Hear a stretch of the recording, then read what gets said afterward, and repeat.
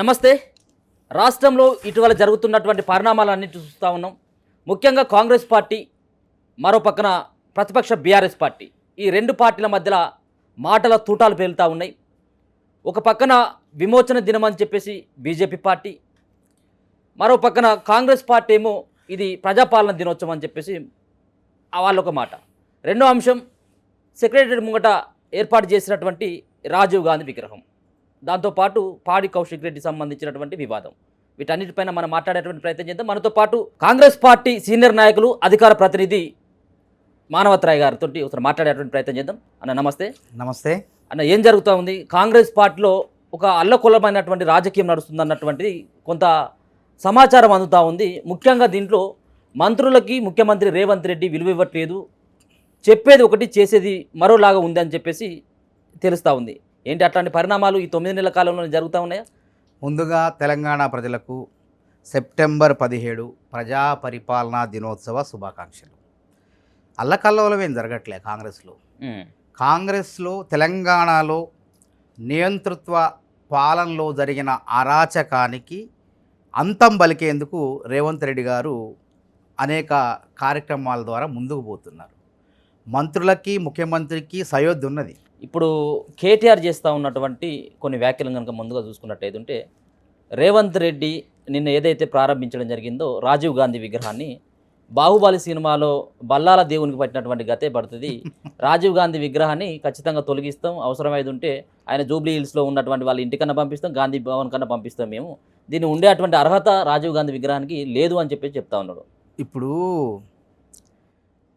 రాజకీయాన్ని ఒక సినిమాలాగా భావించారు వాళ్ళు, సేవ లెక్క భావించారు వాళ్ళు. మేమే ఉంటాం, మేమే వెళ్తాం, మొత్తం మాదే అనుకున్నారు. ఏమైంది? సినిమా కాస్త అట్టర్ ఫ్లాప్ అయింది. ఆ cinema BRS cinema utter flop అయిపోయింది. ఓకే. తెలంగాణ ప్రజలు చాలా చైతన్యవంతులు, ఎన్నో పోరాటాలు చూశారు, నైజామును ఎదిరించారు. ఇలా మనం మన స్వయం పరిపాలనా దినోత్సవం, అదే ప్రజా పరిపాలనా దినోత్సవంలో ఉన్నాం మనం. అంటే రాచరికం, నియంతృత్వ పోకడల నుంచి ప్రజాస్వామ్య భాగంలో దేశంలో హైదరాబాద్ రాష్ట్రం అనేది విలీనమైంది. కాబట్టి ప్రజలకు తెలుసు ఎవరికి కర్రుగాల్చి వాత పెట్టారో వాళ్ళకి పెట్టారు. ఇప్పుడు ప్రజాస్వామ్యబద్ధంగా పరిపాలిస్తాం. ఇప్పుడు ఎట్లంటే అసలు అప్రజాస్వామికంగా ఎట్లా మాట్లాడతారు? 10 ఏళ్ళు పరిపాలించినప్పుడు కేటీఆర్కి కానీ, కేసీఆర్ గారికి కానీ, హరీష్ రావు గారికి కానీ తెలంగాణ తల్లి ఎందుకు గుర్తు రాలేదు? అంటే సమయం లేదా? అంటే తెలంగాణ అస్తిత్వం మీకు గుర్తురాలే? 10 ఏళ్ళు తెలంగాణ వాసనలు గుర్తురాలే? వ్యాపారాలు, వాళ్ళ ఖజానా, ప్రభుత్వ ఖజానా నుంచి కమిషన్ రూపంలో వాళ్ళ ఖజానాలో జమేసుకోవటం, అవినీతిని పెంచి ప్రోత్సహించటం, జవాబుదారీతనం లేకపోవటం, అన్ని ఘోరాలు, నేరాలు, ప్రకృతి సంపదన మొత్తం కూడా, కొండలు గుట్టలు అన్నిటిని కూడా పీల్చి పిండి చేసి వాళ్ళ జేబులో వేసుకున్నారు. ప్రజలందరూ కూడా గమనించారు కదా. కాంగ్రెస్ పార్టీ ఒక 64 మంది సభ్యులతో ప్రభుత్వం ఏర్పాటు చేసిన దగ్గర నుంచి వీళ్ళు వైఖరులు అసలు జీర్ణించుకోలేకపోతున్నారు. వాళ్ళు ఈ ప్రభుత్వాన్ని ఎప్పుడు కూల్చాలా, ఈ ప్రభుత్వంలో ఉన్నటువంటి ఎమ్మెల్యేలను ఎట్లా లాక్కోవాలా? ఎన్నికల ముందే ఆ తతంగానికి వాళ్ళ మాటల్లో మనకు అర్థమైపోయింది. ఎన్నికల ముందు ఏం చేశారు? కాంగ్రెస్ వాళ్ళు కూడా మా వాళ్ళు 15 మంది ఉన్నారు కాంగ్రెస్లో కూడా. ఓకే, మా వాళ్ళనే మేము పంపించినాం, ఈ ప్రభుత్వం అధికారం వచ్చినా మళ్ళా కూలుస్తాం అనేది అప్పుడే తీసుకొచ్చారు. ఆ తర్వాత ప్రభుత్వం వచ్చిన తర్వాత వాళ్ళకి 39 స్థానాలు వచ్చి కాంగ్రెస్ ప్రభుత్వం ఏర్పడిన తర్వాత వాళ్ళకి అర్థం కాక మతిపోయి ఏదో రకంగా కూల్చే ప్రయత్నం, లాగే ప్రయత్నం చేసి విఫలమైపోయారు. ఓకే. కాబట్టి ఏం చేస్తున్నారు? మేము తెలంగాణ తల్లిని గుర్తించినాం, తెలంగాణ ఉద్యమకారులను గుర్తించినాం, మీరేమైనా గుర్తించినరా? ఇప్పుడు మీకు కొండా లక్ష్మణ్ బాపూజీ టెక్స్టైల్స్ హ్యాండ్లూమ్స్ సంస్థకి, Indian institute of textiles and handloom సంస్థ దానికి కొండా లక్ష్మణ్ బాపూజీ పేరు పెట్టినాం. అదేవిధంగా కోటిలోని మహిళా విశ్వవిద్యాలయానికి సాయుధ పోరాటంలో ఉన్నటువంటి చాకలి ఐలమ్మ, వారిని గుర్తించి వారు బడుగు బలహీన వర్గాలకి కాదు, ఈ రాష్ట్రంలో ఉన్నటువంటి పోరాటానికి స్ఫూర్తి ఒక మహిళ చాకలి ఐలమ్మ. అట్లాంటి వారి పేరును మహిళా విశ్వవిద్యాలయం తీసుకొచ్చినాం.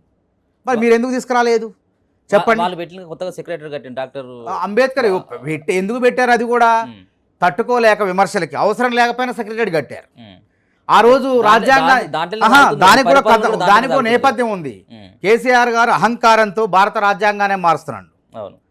అవును మార్చాల్సిందే బరాబర్ అన్నాడు. బరాబర్ అనేసరికి వ్యతిరేకత మొదలైంది.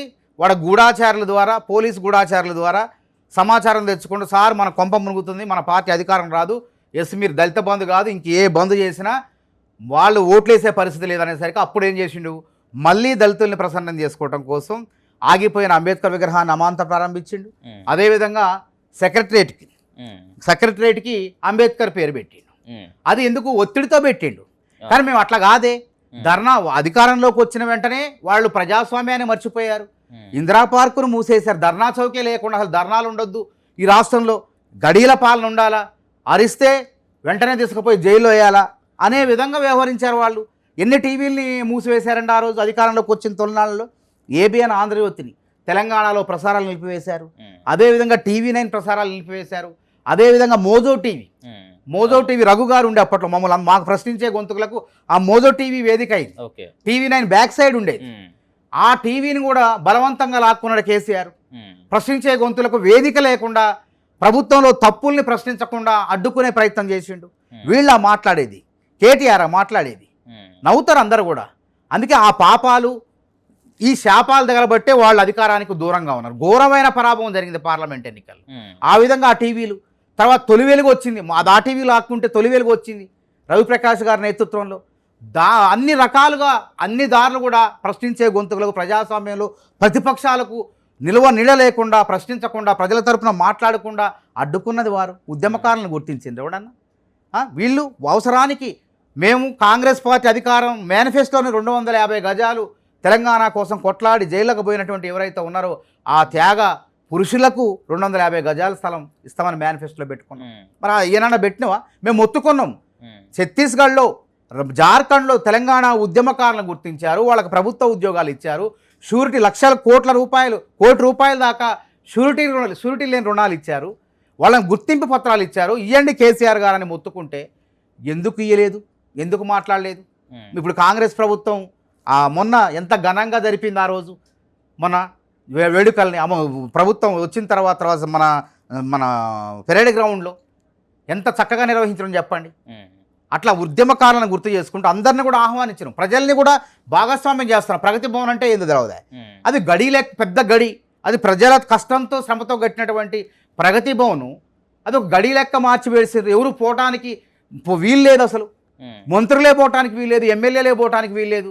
అంత నియంతృత్వంగా ఇష్టం వచ్చినట్టు పరిపాలించి ఇవాళ ప్రజాస్వామ్యంలో ప్రజలకు హక్కులు ఇచ్చినటువంటి రాజీవ్ గాంధీ విగ్రహాన్ని పెడితే ఎందుకు కడుపుమంట? 18 ఏళ్లకే 1988 సంవత్సరంలో రాజీవ్ గాంధీ గారు అప్పటి వరకు 21 సంవత్సరాలకే ఓటు హక్కు ఉండేది. 18 సంవత్సరాలున్న యువతకు ఓటు హక్కు లేదు. 18 సంవత్సరాలున్న యువతకు కూడా ఓటు హక్కు కావాలని చెప్పేసి 1988 సంవత్సరంలో 61వ రాజ్యాంగ సవరణ ద్వారా 326 నిబంధనను సవరించి ఓటు హక్కు కల్పించడం మహానుభావుడి యొక్క విగ్రహాన్ని అక్కడ పెడితే పరిపాలనా భవనం ముందు పెడితే తప్పేంది? మీరు పెట్టలేదు తెలంగాణ తల్లిని ఎక్కడ కూడా ఏమైనా ప్రకటించారా? ఎక్కడన్నా మేము ఇక్కడ తెలంగాణ తల్లి విగ్రహం పెడతామని చెప్పి అధికారికంగా ఎక్కడన్నా ప్రకటించారా? ఎక్కడా ప్రకటించలేదు. ప్రకటించకపోగా రాజీవ్ గాంధీ గారి విగ్రహం పెడుతున్నామని చెప్పేసి కావాలని చెప్పి మేము తెలంగాణ తల్లి విగ్రహం పెడదాం అనుకున్నాం. అంటే ఎవరు నమ్ముతారు మిమ్మల్ని అసలు? అంటే మీ స్వార్థం కోసం తెలంగాణ అస్తిత్వాన్ని తీసుకొస్తారా? తెలంగాణ కావాలా అంటే మీరు అధికారం ఉంటే తెలంగాణ అస్తిత్వం గుర్తురాదు, మీరు అధికారం పోతే తెలంగాణ అస్తిత్వం గుర్తొస్తుంది. ఎందుకని తెలంగాణ అందశ్రీ రాసినటువంటి తెలంగాణ జయ జయ హే తెలంగాణ అటువంటి గేయాన్ని రాష్ట్ర గేయంగా అమలు చేయలేదు, రాష్ట్ర గీతంగా అమలు చేయలేదు. మరి మేము రాంగలోనే కాంగ్రెస్ ప్రజాప్రభుత్వం కాబట్టి వెంటనే అందశ్రీ గారి గేయాన్ని తెలంగాణ గీతంగా అమలు చేసినాం. మీరు ఎందుకు చేయలేదు చెప్పండి? ఎంతమంది కొండా లక్ష్మణ్ బాపు చనిపోతే అసలు ఆయన స్వతంత్ర సమరయోధుడు, నైజాంకు వ్యతిరేకంగా పోరాటం చేశారు, హైదరాబాద్ రాష్ట్రంలో మంత్రిగా కొనసాగారు వారు, హైదరాబాద్ స్టేట్లో బూరుగుల రామకృష్ణారావు వాళ్ళ సమకాలీకులు వారు గొప్ప నాయకులు. అసలు నీకు నీడనిచ్చింది జలదృశ్యం కేసీఆర్కి. ఆ జలదృశ్యంలో నీకు నీడనిచ్చి మీటింగ్ పెట్టి పార్టీ స్థాపనకు సహకరిస్తే కనీసం ఆయన చనిపోతే తెలంగాణ స్వతంత్ర సమరయోధుడు, నిజాంకు వ్యతిరేకంగా పోరాడిన వ్యక్తి, మాజీ మంత్రి, బడుగు బలహీన వర్గాల నాయకుడు, ఆయన చనిపోతే కనీసం పరామర్శించవా? పోయి ఆయన అనారోగ్యంగా ఉంటే పోయి పలకరించవా? ఎంత అహంకారం! అధికారంలో ఉన్నప్పుడు అహంకారంతో విర్రవీగారు. వాళ్ళకు ఉద్యమకారులు గుర్తురాలే, తెలంగాణ అస్తిత్వం గుర్తురాలే. ఎప్పుడైతే అధికారం కోల్పోయిందో తెలంగాణ అస్తిత్వం గుర్తొస్తుంది, తెలంగాణ తల్లి గుర్తొచ్చింది. అయినా మేమేం అవమానపరచలేదే. తెలంగాణ తల్లిని పరిపాలనా కేంద్రం, తెలంగాణకు మొత్తానికి యావత్ తెలంగాణకు పరిపాలనా కేంద్రమైనటువంటి సచివాలయంలో తెలంగాణ మొత్తానికి గుండెకాయ అయినటువంటి గుండెల్లో పెట్టుకున్న నా తెలంగాణ తల్లిని సచివాలయంలో రేపు డిసెంబర్ 9వ తారీఖున సోనియా ఆ రోజు తొలి ప్రకటన, సోనియా గాంధీ గారు తెలంగాణ ఇచ్చిన రోజు తొలి ప్రకటన రోజు, ఆ ప్రకటన రోజు ఆ రోజు అక్కడ అసలు ప్రారంభించబోతున్నాం. రేవంత్ రెడ్డి గారు ఇప్పటికే శంకుస్థాపన జరిగింది, రేపు డిసెంబర్ 9న ప్రారంభం కాబోతుంది. ఈ విధంగా తల్లి పాలు దాగి తల్లి రొమ్ము గుద్దే ప్రయత్నం చేశారు మీలాంటి నీచులు, మీలాంటి వాళ్ళు. అసలు ఈ విధంగా ఇప్పుడు చిల్లర రాజకీయాలు, దిగజాడు రాజకీయాలు చేస్తారంటే ప్రజలు మిమ్మల్ని కాండ్రించి ఉమ్మేస్తారు మీ మీద. అయినా మీకు సిగ్గు రావట్లేదు. ఇప్పుడు మీరు చేసేది ఇవన్నీ కూడా ఎవరిని గుర్తించారు అసలు? మీరు ఎక్కడ విశ్వవిద్యాలయాలు, ఇలా ప్రభుత్వ విశ్వవిద్యాలయాలు, విద్యా వ్యవస్థ మొత్తం కూడా దాదాపు 12 ప్రభుత్వ విశ్వవిద్యాలయాలు ఉంటే ఆ విశ్వవిద్యాలయాలే నీ ఉద్యమానికి ఊతమిచ్చింది. ఇలా యూనివర్సిటీ అధ్యాపకులు, విద్యార్థులు, గ్రామ స్థాయిలో అందరు కలిసి రోడ్ల మీదకి వస్తేనే తెలంగాణ రాష్ట్రం వచ్చింది. నువ్వేం చేసినావు? యూనివర్సిటీలను ఏమన్నా వాడికి ఏమన్నా అభివృద్ధి పదం నడిపించినవా? అంటే యూనివర్సిటీలు బలోపేతమైతే, యూనివర్సిటీలు చైతన్యవంతమైతే నా నియంతృత్వ పాలనకు ముప్పు, మరో ఉద్యమం వస్తుంది. వందే మాతర ఉద్యమం. పివి నరసింహారావు లాంటి వాళ్ళు నిజాంను ఎదిరించి వాళ్ళు బహిష్కరణకు గురై పోరాటం చేశారు. అదే ఉస్మానియా యూనివర్సిటీ ఎన్నో ప్రజా ఉద్యమాలకు వేదిక అయింది. అదే ఉస్మానియా యూనివర్సిటీ తెలంగాణ ఉద్యమం చేసి ఢిల్లీని కదిలించి తెలంగాణ రాష్ట్రం తీసుకొచ్చింది. అదే కాకతీయ యూనివర్సిటీ, పాలమూరు యూనివర్సిటీ, శాతవాహన, మరి తెలంగాణ యూనివర్సిటీ, ఈ యూనివర్సిటీలు కదిలే తెలంగాణ వచ్చింది అని చెప్పేసి మళ్ళా నా పాలన కూడా అంతం అవుతుంది ఈ యూనివర్సిటీలు అని చెప్పి యూనివర్సిటీలు ఎట్లా నిర్వీర్యం చేసినావు? ఎక్కడ నీ అస్తిత్వం ఎక్కడంటన్నా? ఇప్పుడు గతంలో ఏదైతే తెలంగాణ రాకముందు ఉమ్మడి ఆంధ్రప్రదేశ్లో కాంగ్రెస్ పార్టీ గవర్నమెంటే ఉంది. అవును. అప్పుడు రాజీవ్ గాంధీ విగ్రహం ఎందుకు మీకు గుర్తు రాలేదు? ఇప్పుడే స్వయంగా ఇప్పుడు పెట్టడానికి కారణం ఏంటి అన్నటువంటి ప్రశ్న.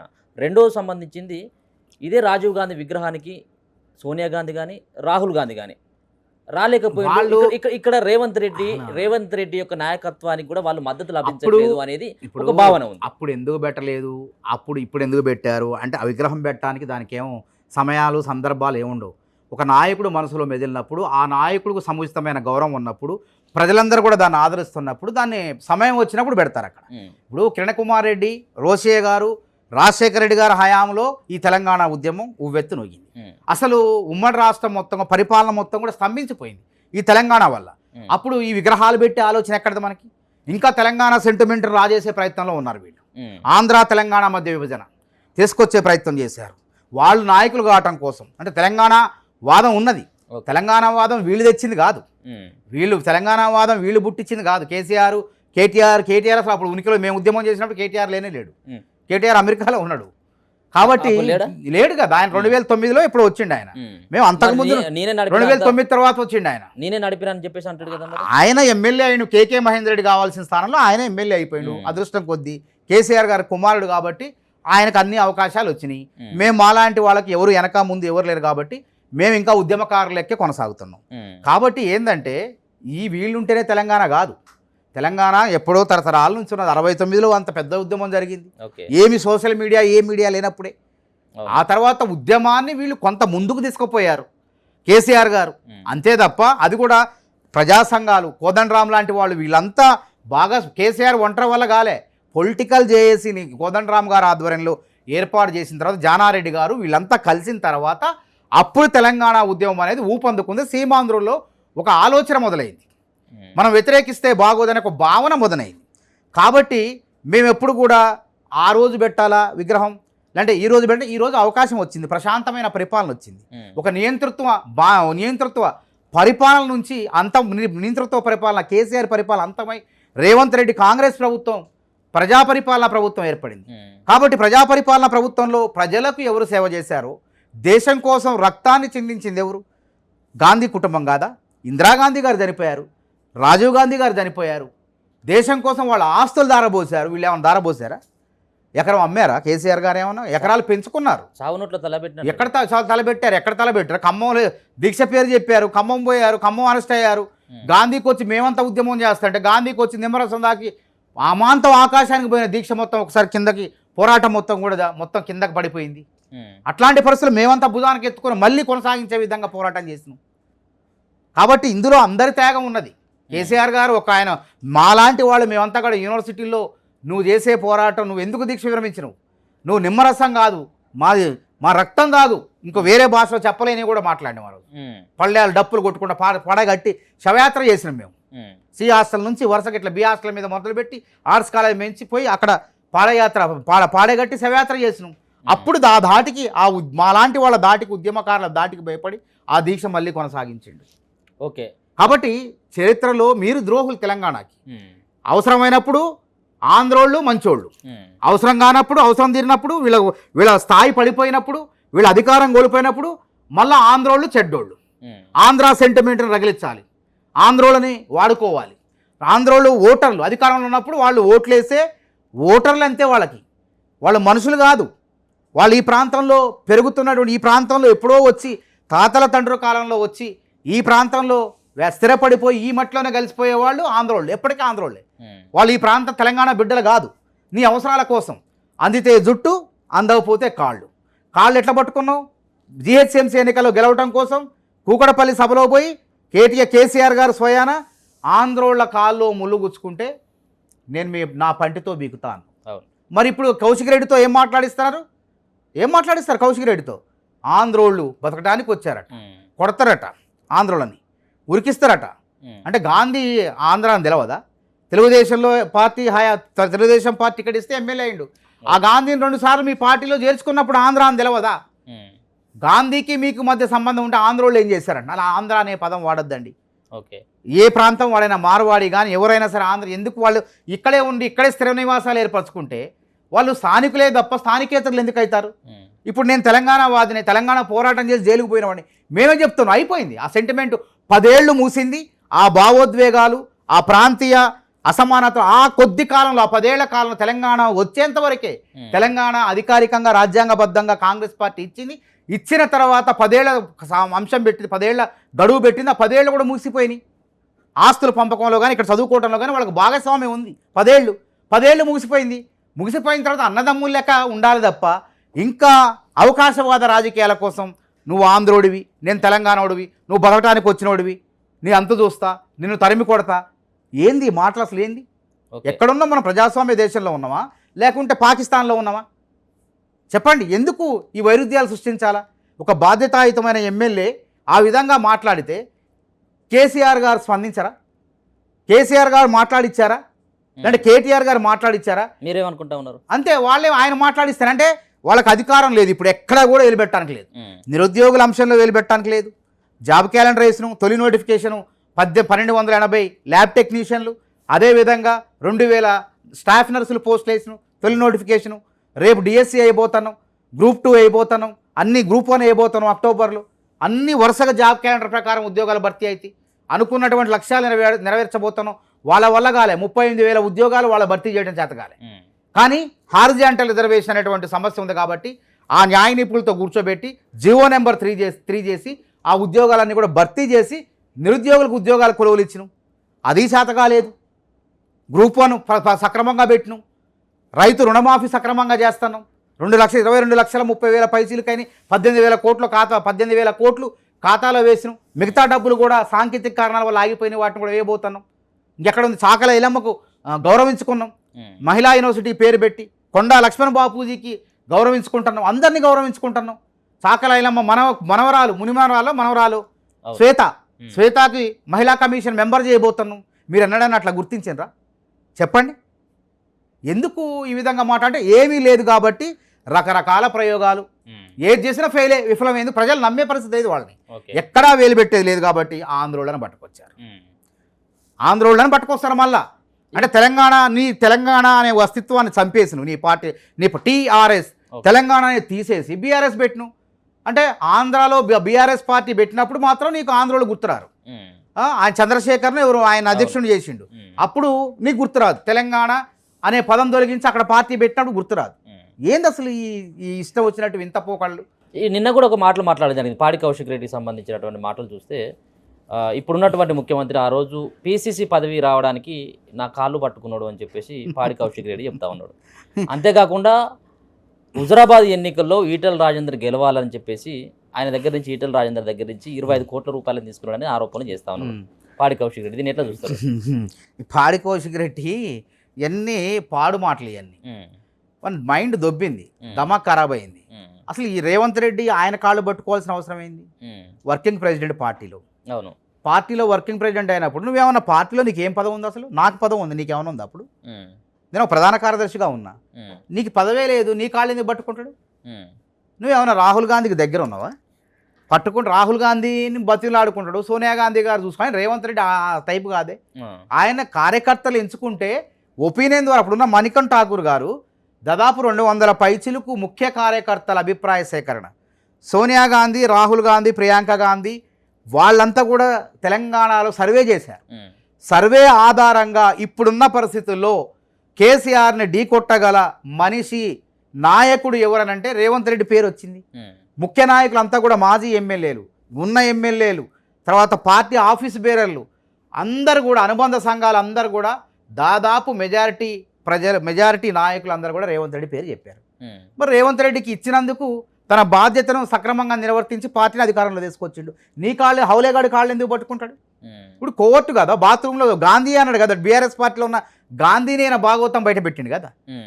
గాంధీ ఏమనడం మొన్న, వాడు ఒక పెద్ద కోవర్టు, కాంగ్రెస్లో విషయాలని కూడా కేటీఆర్కి చెప్పేటోడు బాత్రూంలో ఉండి, గాంధీ భవన్ బాత్రూంలో జొడబడి ఫోన్ చేసి ఇక్కడ ఏం జరుగుతుందో మొత్తం సమాచారం ఇచ్చే కోవర్ట్ అని చెప్పి. అందుకే మేము అప్పుడు కూడా అన్నాం, వీడు కౌశిక్ రెడ్డి కాదు కోవర్ట్ రెడ్డి అని చెప్పినాం. మేము చాలా ఇంటర్వ్యూలు ఉన్నాయి, మన రఘువు దగ్గర ఉన్నాయి, చాలా వాటిలో ఉన్నాయి. వీడు కౌశిక్ రెడ్డి కాదు, పెద్ద కోవర్ట్ రెడ్డి. ఇందుకు నిరూపితమైంది. ఎట్లా నిరూపితమైంది? మేము ఆ రోజు మాకు అనుమానం ఉంది వీడే అని. అందుకే అన్నాం, వీపు చింతపండు అయింది, ఖబర్దార్ కోవర్ట్లారా వెళ్ళిపోండి అని చెప్పినాం మేము. అందులో ప్రధాన వ్యక్తినే కౌశిక్ రెడ్డి గురించే మాట్లాడినాం ఆ రోజు మేము. అది నిజమైపోయింది గాంధీ గారి వ్యాఖ్యల్లో. గాంధీ గారు బీఆర్ఎస్లో ఉన్నారు కదా, కేటీఆర్కి దగ్గరగా ఉన్నారు, కేటీఆర్తో అత్యంత సన్నిహితులుగా ఉన్నారు కదా. మరి ఆయనే ఈరోజు ఈ విషయం మాట్లాడినంటే కౌశిక్ రెడ్డి 100 పాళ్ళు 100% కోవర్టే. కాబట్టి మేమందరం కూడా మా ఆగ్రహానికి ఎక్కడ గురై దెబ్బలు తింటడానికి భయపడి, మా హెచ్చరికలకు భయపడి రేవంత్ రెడ్డి గారు కూడా అన్నాడు, జాగ్రత్త, ఒళ్ళు దగ్గర పెట్టుకోండి కోవర్ట్లారా, వీపు చింతపండు పచ్చడి అయిద్దని చెప్పి రేవంత్ రెడ్డి గారు మేము అన్నాం. భయపడి ఎట్లయినా తప్పదు నన్ను కొడతారని చెప్పి భయపడి బీఆర్ఎస్లో జంప్ అయిపోయాడు. కాబట్టి ఈ కోవర్ట్ రెడ్డి గారు అసలు రేవంత్ రెడ్డి గారు ఆయనకు అంత అవసరం ఏందంటన్నా? ఆయన ఏమైనా సిఫార్సుల ద్వారా అయిందే? ప్రజాభిప్రాయం, ముఖ్య కార్యకర్తల అభిప్రాయంతో అయింది. కాంగ్రెస్ సోనియా గాంధీ గారు నమ్మారు, రాహుల్ గాంధీ గారు నమ్మారు, ఆ నమ్మకం కార్యకర్తలు నమ్మారు ఆయన్ని. ఆ నమ్మకంతోనే యుద్ధం చేశారు. యుద్ధం చేసి మాలాంటి వాళ్ళ సైనికులందరూ కూడా తోడైన ఎన్నో కార్యక్రమాలు చేసి ప్రజల్లోకి పోయి ఇవాళ అధికారం వచ్చింది. 4వ అధ్యక్షుడిగా మహేష్ కుమార్ గౌడ్ అయ్యారు. విజయవంతమైన నాయకుడు రేవంత్ రెడ్డి. పార్టీ 10 ఏళ్ళు అధికారం లేని పార్టీని అధికారంలోకి తీసుకొచ్చినటువంటి ఘనత రేవంత్ రెడ్డిది. అవునా? ప్రజలందరూ చెప్పుకుంటున్నారు, పార్టీ కార్యకర్తలు చెప్పుకుంటున్నారు. నేను ఆయన ముఖ్యమంత్రి అని చెప్పట్లా. ఆ రోజు తొలిసారి చెప్పిన రేవంత్ రెడ్డి లాంటి నాయకుడు పిసిసి అధ్యక్షుడిగా ఉంటే కాంగ్రెస్ అధికారంలోకి రావటం ఖాయమని తొలిసారి చెప్పిన ఒక ప్రధాన కార్యదర్శి నేను. ఆ తర్వాత రేవంత్ రెడ్డి పిసిసి ప్రెసిడెంట్ అయిన తర్వాత కూడా, రేవంత్ రెడ్డి గారు పిసిసి ప్రెసిడెంట్ అయిన తర్వాత కూడా ఇట్లాంటి నాయకుడు ముఖ్యమంత్రి అయితే ప్రజలకు మేలు జరుగుతుందని చెప్పినారు. అట్లనే జరుగుతున్నాయి కార్యక్రమాలు. ఎక్కడండి అసలు యంగ్ ఇండియా స్కిల్ యూనివర్సిటీ ఆలోచన ఎట్లా వచ్చింది అసలు? ఆయనకి యువతకు ఉపాధి కలగాలి, ఈ సాంప్రదాయ చదువులతో ప్రయోజనం లేదు, ఈ సాంప్రదాయ చదువుల వల్ల నిరుద్యోగ సమస్య పెరుగుతుంది, ఉద్యోగాలు రావట్లేదు, వీళ్ళకి కాస్త నైపుణ్య విద్య తోడైతే వీళ్లకు ప్రపంచవ్యాప్తంగా ఉద్యోగ ఉపాధి అవకాశాలు వస్తాయి, స్వయం ఉపాధితో తమ కాళ్ళ మీద తమ నిలబడి వ్యాపారాలు చేసుకునే నైపుణ్యం వాళ్ళకు వస్తుందని చెప్పేసి ఇలా కోట్లు ఖర్చు పెట్టి 4వ నగరాన్ని ముచ్చెరలో నిర్మిస్తూ అందులో యంగ్ ఇండియా స్కిల్ యూనివర్సిటీని ప్రారంభించబోతున్నారు త్వరలో. మన శంకుస్థాపన జరిగింది. ఈ ఆలోచన ఎన్నడన్నా వచ్చిందా తెలంగాణ బిడ్డలకు న్యాయం చేద్దామని? అరే తెలంగాణ అసలు ఎందుకు వచ్చింది? దాని నేపథ్యం ఏంది? అసలు నియామకాల పునాదుల మీద తెలంగాణ వచ్చింది. మా కొలువులు మాకు కావాలా, మా ఉద్యోగాలన్నీ వేరే వాళ్ళు తీసుకుపోతున్నారు. ఆ రోజు తెలంగాణ ఉద్యమ నినాదం మా నిధులు మాకు కావాలా, మా నిధులన్నీ పాలకులు ఎవరైతే ఉంటారో ఏ ప్రాంతంలో ఉంటే ఆ ప్రాంతానికి తరలిపోతున్నాయి అని చెప్పి మనం పోరాటం చేసినాం. మరి మా కొలువులు మాకు కావాలన్నప్పుడు ఈ యువతకు నైపుణ్యం పెట్టి ఉద్యోగాలు, ప్రభుత్వ ఉద్యోగాలు భర్తీ చేయరైతే, ప్రభుత్వ ఉద్యోగాలు భర్తీ చేసినా అవి సక్రమంగా భర్తీ చేయాలి, అన్నీ లీకులే. ప్రశ్నాపత్రాలు లీక్, నిరుద్యోగులకు నమ్మకం లేకుండా పోయింది. కానీ ఆ నిరుద్యోగులకు నమ్మకం కలిగించే విధంగా గ్రూప్ 1 పెట్టినాం, నిరుద్యోగులకు నమ్మకం కలిగించే విధంగా 38,000 ఉద్యోగాలు నియామక పత్రాలు ఇచ్చినాం, ఉద్యోగ నియామక పత్రాలు ఇచ్చినాం. వాళ్ళ వల్ల గాంధీ మేము చేసినాం. మరి మా ఘనత కాదా చెప్పండి? ఓకే, ఇప్పుడు పిసిసి అధ్యక్షుడు మహేష్ కుమార్ గౌడ్ ఒక పక్కన మొదటి నుంచి కూడా రాహుల్ గాంధీ కుటుంబానికి ఢిల్లీలో ఉన్నటువంటి పెద్దలకి మధు యాష్కి గౌడ్ కొంత దగ్గరగా ఉంటాడు, మధు యాష్కి గౌడ్కి ఖచ్చితంగా పిసిసి వస్తుందని చెప్పేసి భావించడం జరిగింది. ఆల్మోస్ట్ అది కన్ఫర్మ్ అయిన తర్వాత ముఖ్యమంత్రి రేవంత్ రెడ్డి ఒకవేళ మధు యాష్కి గౌడ్ అయినట్టయితుంటే తనకి కొంత ఇబ్బంది అయ్యేటువంటి అవకాశం ఉంటుందన్నటువంటి ఉద్దేశంతో మహేష్ కుమార్ గౌడ్ పేరుని ఇక్కడ రేవంత్ రెడ్డి ప్రపోజల్ చేసినటువంటి కొన్ని వార్తలు బయటకు రావడం జరిగింది. ఎందుకు మధు యాష్కి గౌడ్ని సైడు పట్టించేటువంటి ప్రయత్నం ఎందుకు చేయాల్సి వచ్చింది అంటే సమాధానం చెప్తారు. మధు యాష్కి గౌడ్ గారు సముద్రుడే, అదే విధంగా ఇప్పుడున్నటువంటి మహేష్ కుమార్ గారు వారు కూడా సమర్థులే. అదేవిధంగా మిగతా వాళ్ళు సంపత్ కుమార్ గారు, అదేవిధంగా బలరాం నాయక్ గారు, ఇంకా చాలామంది పేర్లు వచ్చినాయి. వాళ్ళందరూ కూడా సమర్థులే. ఈ కాంగ్రెస్ పార్టీ ఈ పిసిసి అధ్యక్షుడు నియామక ప్రక్రియ అప్పుడు చాలామంది ప్రయత్నాలు చేస్తుంటారు. ఇది ఇప్పటి నుంచి కాదు, 1885లో బొంబాయిలో ఈ తొలి కాంగ్రెస్ సమావేశం జరిగిన దగ్గర నుంచి అధ్యక్షుడు ఎవరు కావాలన్నప్పుడు ఎన్నిక జరుగుతాయి. 10 మంది 100 మంది ఒక రకం చెప్తే 150 మంది ఎవరు మెజారిటీ చెప్తే వాళ్ళు అవుతుంది. అటనే గాంధీ గారు చెప్పింది కూడా చెల్లె. ఒకసారి గాంధీ గారు ఒక పేరు ప్రపోజ్ చేస్తే ఇంకో పేరు అయింది. అంత మాత్రాన విభేదాలు కాదాయి. ఇలా మధు యాష్కి గౌడ్ గారు ఇద్దరు ప్రయత్నం చేశారు, తప్పులేదు. గతంలో కూడా రేవంత్ రెడ్డి గారితో పాటు చాలామంది ప్రయత్నం చేశారు. అధిష్టానం ఉన్నది మనకి, అధిష్టానం అన్నీ చూసి తూచి చూసి నిర్ణయం తీసుకుంటుంది. ఇక్కడ మధు యాష్కి గౌడ్ గారు అదేవిధంగా మహేష్ కుమార్ గౌడ్ గారు ఇద్దరు కూడా బీసీలే. ఇద్దరిట్లో మరి సేవలు మహేష్ కుమార్ గౌడ్ గారిని రాష్ట్రంలో ఉపయోగించుకుందాం అనుకున్నది. ఎందుకంటే వారు ఎన్ఎస్ఐ నుంచి ఉన్నారు. వారు ఎన్ఎస్ఐ నుంచి పార్టీలో కూడా టికెట్ రాలేదు, మొన్న టికెట్ రాకపోయినా అంకిత భావంతో ఉన్నారు. తర్వాత పార్టీ ఎమ్మెల్సీని చేసింది. మరి మధు యాష్కి గౌడ్ గారికి అవకాశం ఇచ్చింది. వారు దురదృష్టం కొద్దీ వారు ఓడిపోయారు. సరే, అక్కడ పరిస్థితుల్లో వారు కొత్త కావటం, కొద్ది పరిస్థితుల వల్ల ఓడిపోయారు. ఓడిపోయినప్పటికీ వారు ప్రచార కమిటీ చైర్మన్గానే కొనసాగుతున్నారు. ఆయన మొన్న ప్రమాణ స్వీకారానికి కూడా రాలేదు. వారికి వేరే పనులు ఉండొచ్చు, దాంతో మనం భూతద్దాలు పెట్టి చూడాల్సిన. వాళ్ళిద్దరు మంచి మిత్రులు. ఇద్దరు కూడా గతంలో ఉమ్మడి నిజామాబాద్ జిల్లా నుంచి ప్రాతినిధ్యం వహించినటువంటి వాళ్లే. మధు యాష్కి గౌడ్ గారు నిజామాబాద్ నుంచే వారు ఎంపీగా ఉన్నారు. వీరు కూడా నిజామాబాదే, వీరు సొంత స్వస్థలం కూడా నిజామాబాదే. కాబట్టి ఇద్దరు కూడా మంచి స్నేహితులు, మంచి మిత్రులు, ఒకే సామాజిక వర్గానికి చెందిన వారు, అన్నదమ్ములు లాంటి వాళ్ళు. వాళ్ళ మధ్య విభేదాలు లేవు. ఆ రోజు రానంత మాత్రాన వారికి వేరే కార్యక్రమాలు ఉండొచ్చు, తర్వాత ఫోన్లో అభినందించవచ్చు, రేపు తర్వాత వచ్చి కలిసి వారిని అభినందించవచ్చు. ఇది కాంగ్రెస్లో సర్వసాధారణం. దీంట్లో మనం చిలవల పలవలు చేసింది లేదు, వాళ్ళిద్దరి మధ్య అభిప్రాయ భేదాలు ఉన్నాయని చెప్పి మనం ఊహించుకోవటం అది పొరపాటు. కాంగ్రెస్ పార్టీలో ఇట్లాంటివి ప్రెసిడెంట్ నియామకమైనప్పుడు చిన్నటువంటి అంశాలు వస్తుంటాయి. ఈ టీ కప్పులో తుఫాన్ లాంటివి. తుఫాను వెలిసిపోయిన తర్వాత అంతా ప్రశాంతనే. అప్పుడే చెప్పిన, ఇంకా ఇప్పుడు తక్కువ ఉంది పోటీ. ఆ రోజు రేవంత్ రెడ్డి గారు అప్పుడు ఎంత పోటీ, ఎన్ని ఇబ్బందులు, ఏ విధంగా జరిగింది. అప్పుడు ఆ పరిస్థితుల్లో కూడా బయటకు వచ్చి అంత ప్రశాంతంగా అయిపోయింది. అందరు కలిసికట్టుగా రేవంత్ రెడ్డి గారితో పాటు ఎవరైతే టీపీసీసీ అధ్యక్షుడిగా పోటీ పడ్డారో వాళ్ళంతా ఏకతాటిపైకి వచ్చి కాంగ్రెస్ అధికారం తీసుకొచ్చారు కదా. అటనే ఈ రోజు కూడా కాంగ్రెస్ పార్టీ అధికారంలో ఉంది. ఈ కాంగ్రెస్ పార్టీ అధికారంలో ఉన్నప్పుడు అధిష్టానం నిర్ణయం తీసుకుంటుంది.